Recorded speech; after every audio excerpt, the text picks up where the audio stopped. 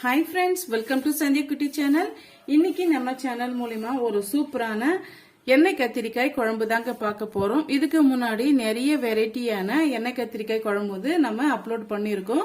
உங்களுக்கு அது ரொம்பவே யூஸ்ஃபுல்லா இருக்கும். டைம் கிடைக்கும் போது நீங்க போயிட்டு செக் பண்ணி பாருங்க. வாங்க இப்போ வீடியோக்குள்ள போகலாம். அதுக்கு பாத்தீங்கன்னா ஒரு 1/2 kg அளவுக்கு நான் இது போல இளங்கத்திரிக்காயை பார்த்து உங்களுக்கு பார்க்கும் போதே தெரியும். இது போல நான் பாதி பாதியா கட் பண்ணி 4 கட் பண்ணி தண்ணியில ஊற போட்டு வச்சிருக்கேன். அப்பதான் கருத்து போகாம இருக்கும். இப்போ இதுக்கு தேவையான மசாலா என்னன்னு பார்க்கலாம். இப்ப பாத்தீங்களா அதுக்கு ஒரு பெரிய சைஸ் வெங்காயம் ஒன்னும் பாதியமா இது போல ஸ்லைஸ் பண்ணி வச்சிருக்கேன். இது கூடவே 1/2 டீஸ்பூன் அளவுக்கு சோம்பு, 1/4 டீஸ்பூன் அளவுக்கு மிளகு, 1/4 டீஸ்பூனுக்கு கொஞ்சம் குறைவா வெந்தயம், 1/2 டீஸ்பூன் அளவுக்கு சீரகம், 1 இன்ச்சு அளவுக்கு இஞ்சி எடுத்து வச்சிருக்கேங்க. ஒரு 10 பல்லு பூண்டு எடுத்து வச்சிருக்கேன். பூண்டும் வெங்காயமும் இதுக்கு கண்டிப்பா நீங்க அதிகமா சேர்த்தாகணும். அப்பதான் திக்கான கிரேவியாவும் இருக்கும். டேஸ்டும் அதிகமா கூடுதலா நமக்கு கிடைக்குங்க. இப்ப பாத்தீங்கன்னா 2 பெரிய சைஸ் தக்காளி பழம் எடுத்து வச்சிருக்கேன். இப்ப இது எல்லாம் சேர்த்து நம்ம நைஸா அரைச்சி எடுத்துட்டு வந்துடலாம். அதுக்குள்ளார ஒரு கடாய் ஒன்று வச்சுக்கிட்டு நம்ம கத்திரிக்காயை ஃபர்ஸ்ட் நம்ம ஃப்ரை பண்ணி எடுக்கணும். அதுக்கு பாத்தீங்கன்னா 2 குழிக்கரண்டி அளவுக்கு நான் கடலை எண்ணெய் நான் சேர்த்துக்கிறேன். நல்லெண்ணெய் சேர்த்துக்குங்க, ரொம்பவே டேஸ்டியா இருக்கும். நான் கடலை எண்ணெய் தான் சேர்த்திருக்கேன்.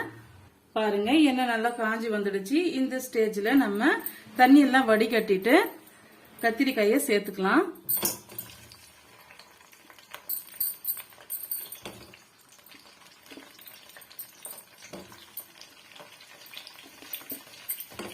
எந்த அளவுக்கு எடுத்துக்கிறீங்களோ கத்திரிக்காயோட அளவு அதுக்கு தகுந்தாற் போல நீங்க இன்கிரீடியன்ஸை மாத்திக்கங்க.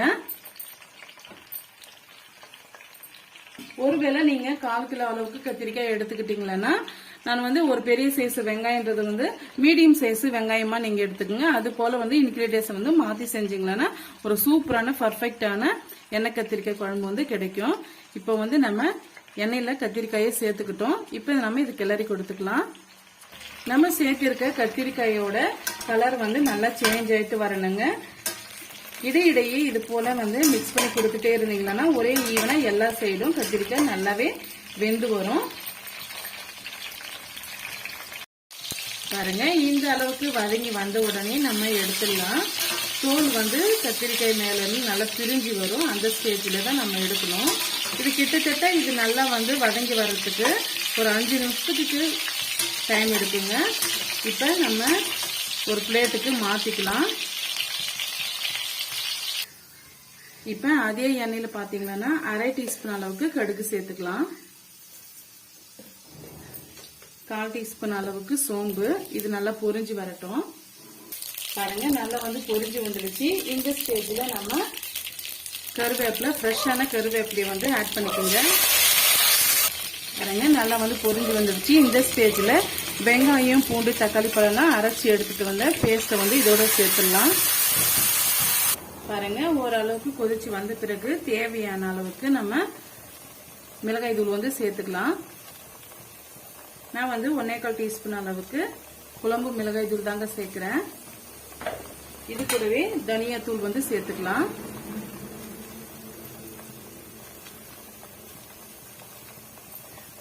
ஒரு டீஸ்பூன் அளவுக்கு தனியா தூள், 1/4 டீஸ்பூன் அளவுக்கு மஞ்சள் தூள், கொஞ்சமா பெருங்காயத்தூள். இது எல்லாம் சேர்த்து இது பச்சை வடை போற வரைக்கும் நம்ம மிக்ஸ் பண்ணி விட்டுக்கலாம். பாருங்க நல்லா நம்ம சேர்த்திருக்க மசாலா வதங்கி வந்துடுச்சு. இப்ப மிக்ஸி ஜார அலசிட்டு தண்ணி ஆட் பண்ணிக்கலாம்.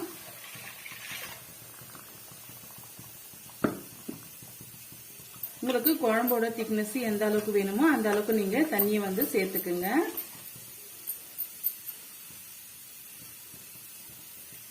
இப்ப இதுக்கு தேவையான அளவுக்கு நம்ம உப்பு சேர்த்துக்கலாம். 1 டீஸ்பூன் அளவுக்கு நான் உப்பு சேர்த்துக்கிறேன். இது ஓரளவுக்கு நல்லா கொதிச்சு வரட்டும். அதுக்குள்ளார ஒரு பெரிய லெமன் சைஸ் அளவுக்கு புளி எடுத்து ஊற வச்சிருக்கேன். திப்பிகள் இல்லாம கரைச்சி எடுத்துட்டு வந்துடலாம். பாருங்க குழம்பு நல்லா கொதிச்சு வந்துருச்சு. இந்த ஸ்டேஜ்ல புளி கரைசல சேர்த்துக்கலாம். இந்த திப்பிகள் வந்து நமக்கு வேண்டாம்.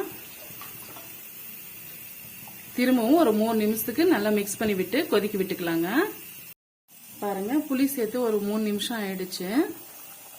குழம்பு நல்லா கொதிச்சு வந்துருச்சு பாருங்க. இந்த ஸ்டேஜ்ல 1 டீஸ்பூன் அளவுக்கு நம்ம வெல்லம் சேர்த்துக்கலாம். இது சேர்க்கும் போது புளிப்போட தன்மையும் காரத்தோட தன்மையும் பேலன்ஸ் பண்ணி கொடுக்கும். அதனால நான் வெல்லம் வந்து சேர்த்துக்கிறேன். விருப்பம் இருந்தா சேர்த்துக்குங்க, அப்படி இல்லை வந்து விட்டுடுங்க. சேர்க்கும் போது ரொம்ப டேஸ்டியா இருக்கும். பாருங்க ஓரளவுக்கு திக்காயிட்டு வந்துருச்சு. இந்த ஸ்டேஜ்ல உப்பு காரம் புளிப்பெல்லாம் கரெக்டா இருக்கான்ட்டு செக் பண்ணி பார்த்துக்கிட்டு பிறகு வந்து எல்லாம் கரெக்டா இருந்ததுன்னா நீங்க வதக்கி எடுத்திருக்க கத்திரிக்காயை வந்து சேர்த்துக்கலாம். இந்த ஸ்டேஜ்ல சேர்க்கும் போது அந்த கத்திரிக்காயில எல்லா மசாலாவும் நல்லா வந்து இறங்கி வரும்.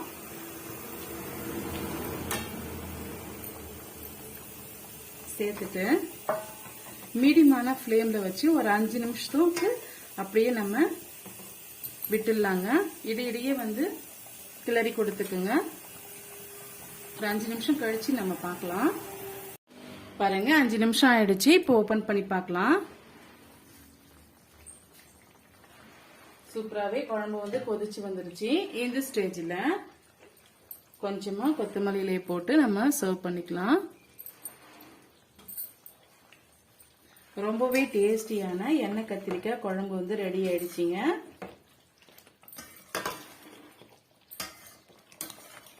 சாதத்துக்கும் களிக்கும் ரொம்பவே அட்டகாசமா இருக்கும். இந்த அட்டகாசமான சிம்பிளான முறையில செய்த எண்ணெய் கத்திரிக்காய் குழம்பு வந்து உங்களுக்கு ரொம்பவே பிடிக்கும்னு நினைக்கிறேன். பிடிச்சிருந்தா மறக்காம சந்தியா குட்டி சேனலை ஃபாலோ பண்ண மறந்துடாதீங்க. ரொம்ப ரொம்ப பிடிச்சிருந்தா ஃப்ரெண்ட்ஸ் அண்ட் ஃபேமிலியோட ஷேர் பண்ண மறந்துடாதீங்க. தேங்க்யூ ஃபார் வாட்சிங். Thank you my friends. Bye bye.